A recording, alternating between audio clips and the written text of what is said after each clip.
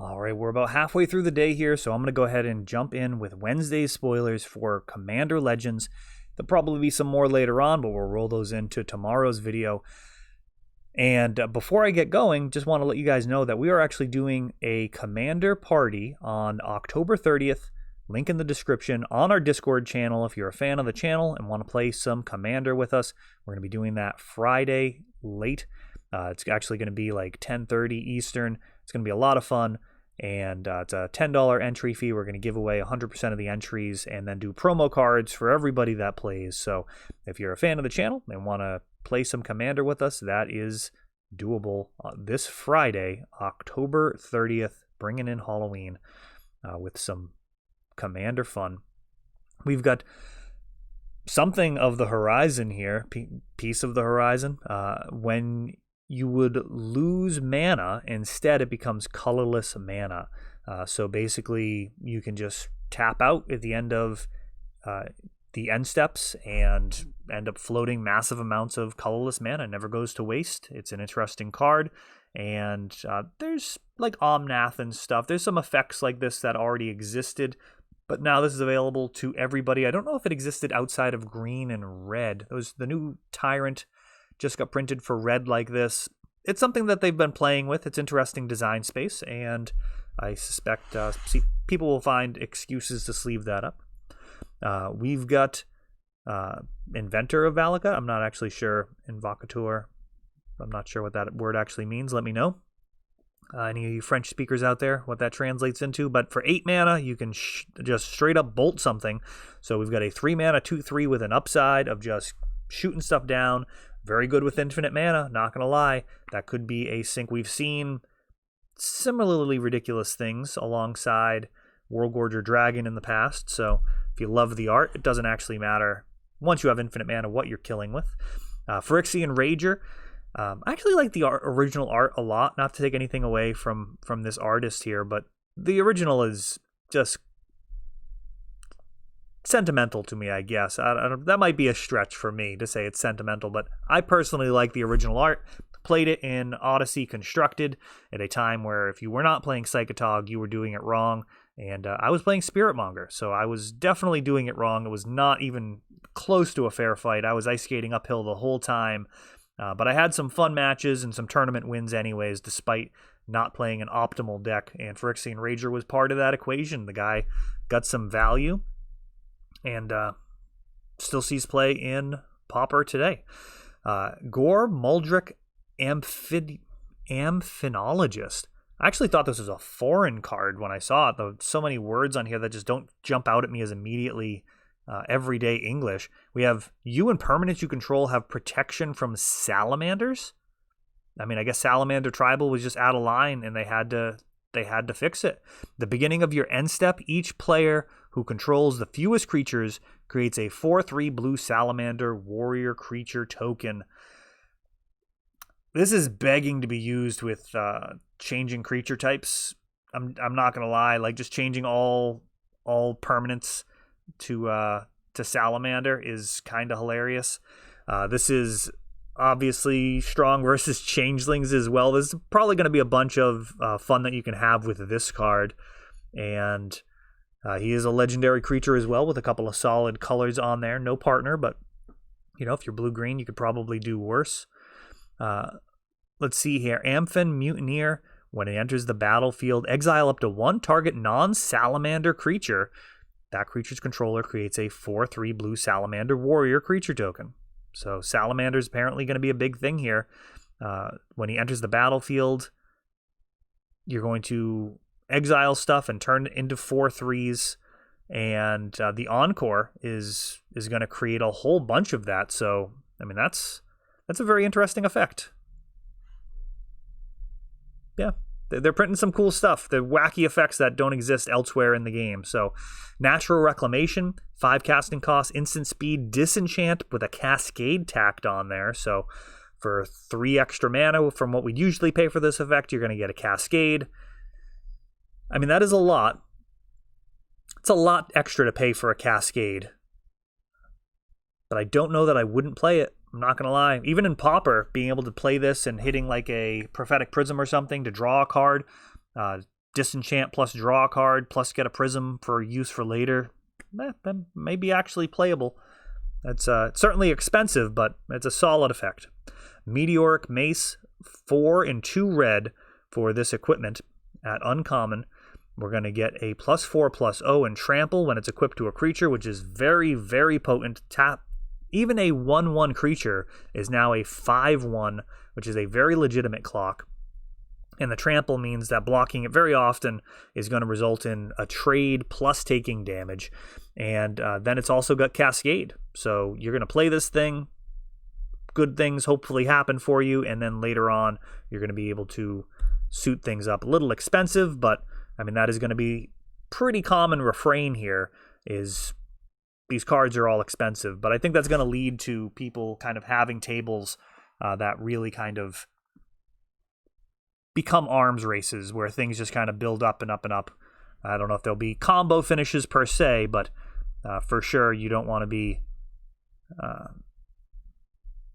I don't think you're going to want to be just coming out of the gates swinging and then eventually running face first into more powerful effects, especially with your opponents all starting with so much extra life.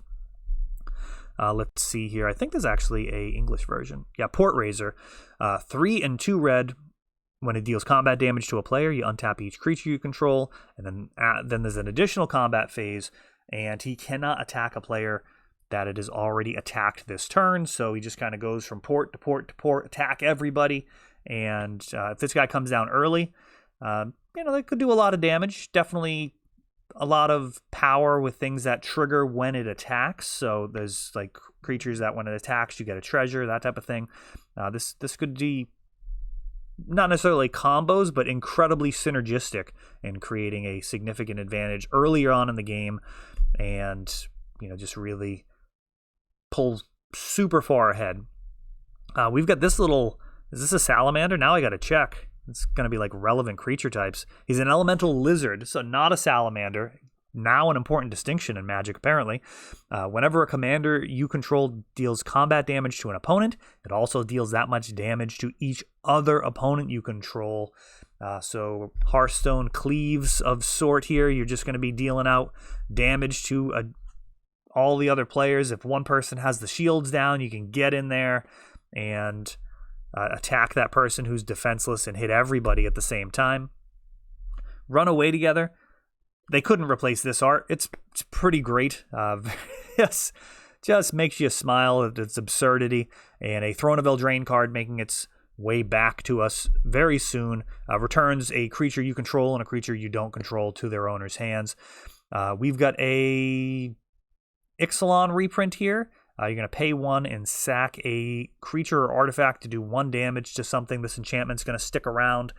And, that 1 mana activated ability isn't the end of the world, but it's no Goblin Bombardment. I mean, 0 in order to do that. Like, tacking mana on really does make a big difference. So, I don't know that they couldn't have afforded to put Goblin Bombardment in this set. Perhaps it'd be too much combo potential, but... I personally would enjoy playing with the better card there, which Goblin Bombardment is a solid Magic card. Captivating Captain. We've got a flying human pirate here, 4/3 stats. When it attacks, you can look at the defending player's hand, and you can put a creature card from among those onto the battlefield under your control, tapped and attacking that player or planeswalker they control. Return that creature to its owner's hand at the beginning of the next end step. If it's still there, I mean, you can do all sorts of stuff to deal with that situation. So, speaking of extra bonuses with attack steps, that's another powerful thing. Of course, getting a couple of rares that work together is often going to work out really well in your favor, but that's certainly the type of thing that people could have fun with and constructed with that pirate theme. Court of Cunning, 3 mana enchantment here. When it enters the battlefield, you become the monarch. And then at the beginning of your upkeep, any number of target players each mill 2 cards. And if you're the monarch, each of them mills 10 cards instead. I think casual players are going to love this card. Just the general mill strategies, just milling 10 a turn is very, very strong. Now, mill is worse in Commander because of the 100 card element. But yeah, I think this is probably...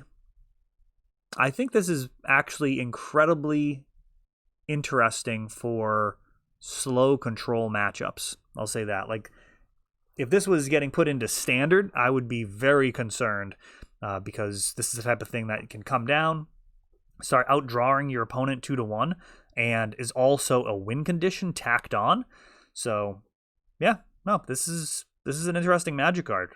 I think people are going to have some fun with this one, and if you can prevent yourself from getting hit, mostly I would say due to the matchup. Like if you're playing against something like Sneak and Show, any type of the show and tell strategies, any type of control decks that can't like get in there with like say an Ice Fang Coatl, I mean that's a heck of a Magic card. Become the Monarch and a win condition. Amarath the Lustrous. All right, so Amarath the Lustrous, a 6/6 flying dragon in Bant colors. Whenever another permanent enters the battlefield under your control, you can look at the top card of your library. If it shares a card type with that permanent, you can reveal that card and put it into your hand. So pretty good with library manipulation, going to generate some card advantage, getting extra lands in the hand without even setting it up a lot of the time. And it's a legendary creature, so that could certainly be your commander. I think that's going to be a fun part of the draft experience, is like finding the creature that you're actually going to have as your commander from either draft or for limited. That's kind of an exciting decision that we haven't got to make in the past. Demonic Lore. Is this actually like a card for Pox? So 3 mana to draw 3 cards. At the beginning of your end step, you lose 2 life for each card in your hand. Pox is a pretty spiteful legacy deck that just looks to make both players hellbent and have no options, and just like get a Liliana of the Last Hope out, and Liliana of the Veil out, and just tick up every turn and beat you down with like Mishra's Factories or whatever. It doesn't actually matter how it wins. It could win with Cursed Scroll, it could win with Mishra's Factory, Nether Spirit. I mean, actually doesn't even care about winning. It mostly just cares about spite. And it's kind of a meme deck. I don't know. Liliana of the Last Hope is a legitimate win condition. This could see some play in that. I don't know. Drawing 3 cards is very, very powerful. It's only 3 black mana. And it's not like you have cards in your hand anyways. I don't know. I'm impressed with this printing. It's very interesting. I could definitely see a situation where this is, if a deck wants to draw cards and then use them immediately, discard with Thoughtseize, Duress, Unmask, just really like churn through cards. It's a heck of a Magic card. Very interesting. 3 mana to draw 3 with a drawback that can be very easily mitigated is very interesting. Blim, Comedic Genius, a 4 mana 4/3 flyer. When he deals combat damage to a player, that player gains control of target permanent you control, and each player loses life and discards cards equal to the number of permanents they control but don't own. Wow. All right. So you're just donating stuff with this guy. Definitely can see this being solid in Commander. I mean, you could certainly donate this demonic lore to somebody, which would be a nice friendly gift. Cast Down is back at uncommon too. It actually got downshifted to common, and I think it was mystery boosters, so probably a little bit better, and going to be an interesting card in this set. There's a lot of legendary creatures, like an incredibly high density, so normally when this card is around, it's really, really good because it kills almost everything in the format, but that is not the case here. Most of the things you really want to take out could very well be legendary.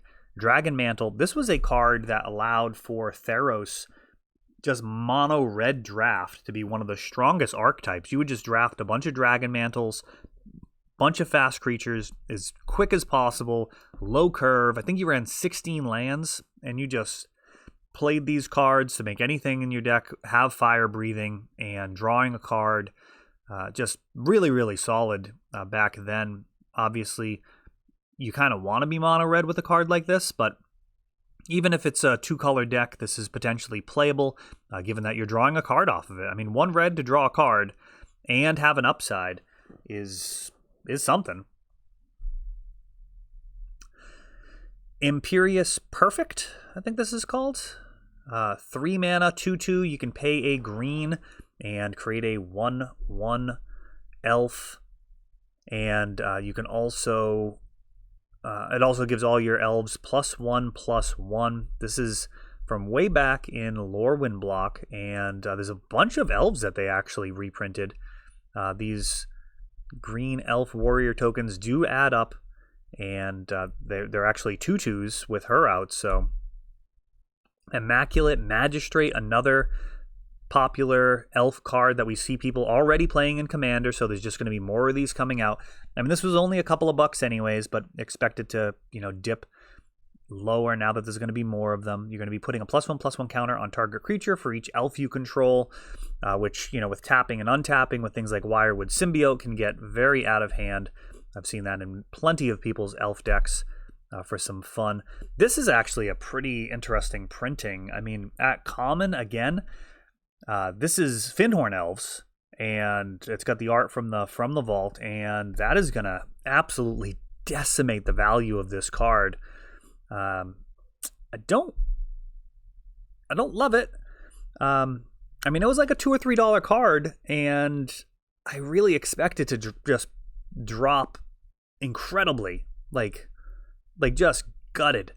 Like, I don't know. Like, those type of printings are a little rough, I think. If this was an uncommon, it probably wouldn't hurt it as much, but I don't know how this survives price-wise at a common, especially if this is a large print run set.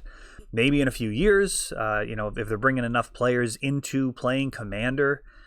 But, I mean, you need an awful lot of players to make up for a singleton, you know what I mean? It's like you need a lot of players when you're talking about just they only need one copy of a card. I guess maybe they have it in every single one of their green decks, so maybe Commander players actually need more Finhorn elves than a constructed player would. But, I mean, this is going to be... If you have Finhorn elves, I'm sorry. They're going to be available left over on draft tables fairly soon. This is a new elf here. 2/2 for 3 mana, legendary creature. And it's also got the partner mechanic on there, and it's got a nice upside here. At the beginning of your upkeep, you can pay double X, and if you do, you can distribute X +1/+1 counters among any number of target elf creatures you control. So you can really spread it around or just go all in on another elf. I mean, that is going to do quite a lot in a standstill, which I think a lot of these games could be pretty grindy. Far Seeker Elf, something like that. This is a 1/1 for 2 in a green, and you're going to go get I think a forest out of your deck. Let me just check that real quick here. Basic land tapped. There we go. So it's going to go get a basic land tapped out of your library, and it does see a little bit of play here and there. It is been a common throughout, so it's not like a new card in that regard, which we'll definitely do a video on all of the downshifted cards as well. And this guy is exciting. Yurlok, he is a 4/4 vigilance for 4, and your opponent takes damage for each unspent mana in their mana pool. For 1 and tapping, you can get each player add that black, red, green mana. And yeah, I don't know. I mean, it's this really fun Jund card that brings us back to the olden days. I guess, is this the last one? All right, I'll just go on a quick anecdote then. This mana burn, every time I think about it, I'm reminded of a tournament that I played. It was for a beta Black Lotus, and it was in Spain, and I had actually traveled to Spain in order to play in it because I was pretty confident that I was going to come home with a beta Lotus.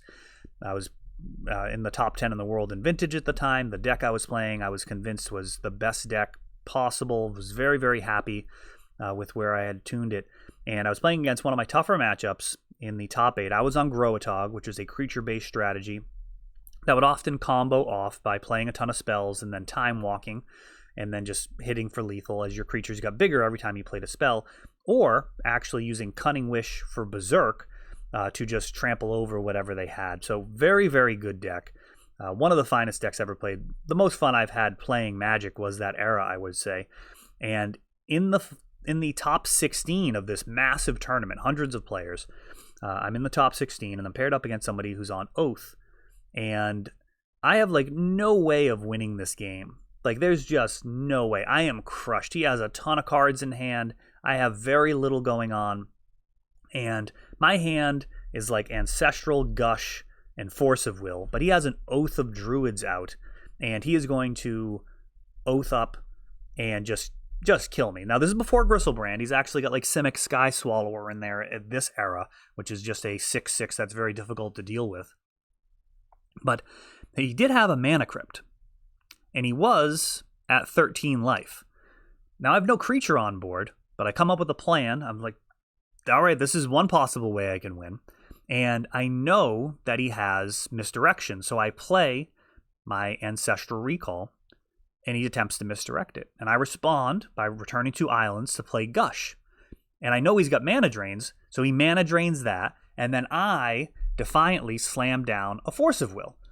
Now, at that point, he Mana Drains the Force of Will, and it's kind of like a flex. Like, it just, there are things that happen in the psychological side of Magic when you've played as much as I have back in the day, where you kind of understand human nature in a little bit more of a nuanced way. And one thing that people like to do is they like to punish what they perceive to be mistakes, especially if they've like gone through the public school system. That's just like a thing that like develops out of that. It's just like, you just like, no, like you're not supposed to do that. And they also like to kind of assert dominance when they have it. So the ability, like if they have a ton of counter spells and you go to do something and they can just crush you and it's not actually going to diminish their position, it's a very tempting thing to do from like a human side of the game. Like, we're not robots. So anyways, point is, I got him to double mana drain my Force of Will and my Gush. Now, he has a Mana Crypt out. So during his upkeep, he oaths out a creature. Then he loses 3 life as he takes 3 damage from the Mana Crypt. Now he's at 10. And then he attacks with his creatures. Now, at this point, I say, you just lost the game. You had 10 mana in your mana pool from Mana Drain, which back then you'd take the mana burn. And that's how tournament play worked back then. He was responsible to use the mana. There was no visible board state, so you don't even have to declare the mana. It's on them to remember. It's their card that created it. And he actually untapped the creatures, and everybody freaked out. There was a huge crowd of people watching us as the top 16 of this huge tournament. And people were livid that he had untapped the creatures. And then he claimed that he hadn't attacked. So the judges came over and there was a big dust up. And ultimately they actually ruled in favor for him that he could just spend the mana. And since it was 10 mana, he only needed to like Merchant Scroll. And that was it. Like any spell that used a colorless mana and he was going to survive. I did go on to win the match after losing game 1 there. But I mean, it was pretty intense. That was the most intense mana drain, mana burn situation I'd ever been in, where it was actually relevant, where I had no way to win, and I was completely determined to win, even though it wasn't even really possible. Like, I was so focused. I traveled across the ocean. It was like, I'm going home with the Beta Lotus. Like, no matter what, I mean, anything short of cheating, like I am absolutely going to play my absolute best, no excuses, 100% engaged, did everything I needed to do to try and perform as well as possible. And in the top 16, that ruling went against me. And I just went on to win the next 2 games and then ended up going all the way and getting a Beta Lotus, which was a great experience. I mean, I really value the fact that I was able to do that back in the day. And, to be that...